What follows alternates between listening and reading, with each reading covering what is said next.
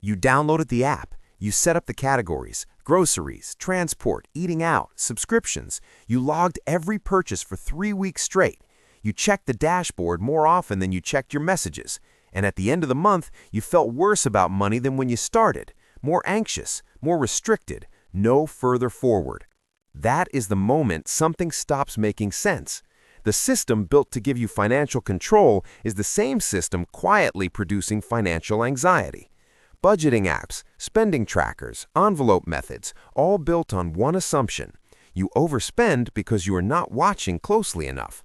So the solution is more watching, more categories, more alerts, more Sunday evening review sessions.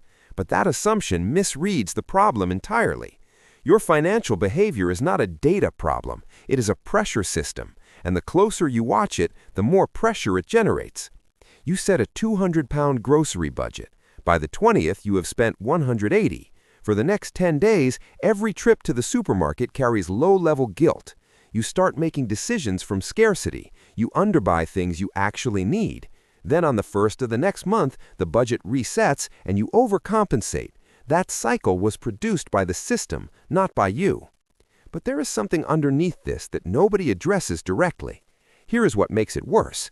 Tracking spending does not reduce spending. It increases awareness of spending, and awareness without agency creates shame. Shame is not a behavior change mechanism. Shame is a freeze response. When you feel shame around a category, you stop looking at it. The tracking trained you to avoid the very thing it was supposed to help with. Here is the part nobody warns you about. The budgeting system was not designed around your psychology. It was designed around an accountant's logic. Accountants categorize money after it moves. You experience money before it moves, as emotion, as uncertainty, as trade-off. A spreadsheet cannot hold that. When reality does not match the spreadsheet, the system says you failed. The spreadsheet does not fail, you do. And it goes deeper than that. When you track every penny, you are also framing yourself as a financial risk to be managed, not as a person navigating real constraints. That framing reshapes how you relate to money at a fundamental level. You treat your own spending the way an auditor treats a suspicious receipt. The granular your budget, the more decisions you create. Every category is a decision point. Every purchase requires a mental cross-check. Over a full month, that's hundreds of micro-decisions that did not exist before you started tracking. That's not building discipline. That's the system multiplying the cost of ordinary life. You come home tired. You open the app to log a 4-pound bus fare. You see you are 12 pounds over in transport. You do not recalibrate rationally. You feel a quiet wave of failure. You close the app. You do not open it again for 4 days. Now your data is incomplete. The categories are off. The system stops functioning. And the conclusion you draw is, I can't even do this right. That conclusion is wrong. The system produced that outcome. You responded exactly as the system's design made inevitable. The question is not how to stick to a budget. The question is, what system produces stability without requiring constant self-surveillance? That reframe changes what you look for. Financial stability is not built by tracking what already happened. It's built by controlling what happens before the decision arrives. That's a different intervention point entirely. When money moves automatically into savings, into bills, into a ring-fenced account, you do not track it. You do not decide. The decision was made once, in a calm and deliberate moment, not repeatedly in tired and pressured ones. What remains is your spending money, not your total income, not 19 categories, one number. What you have freely available until the next cycle. No tracking, no shame spiral, no category guilt when you buy something you wanted.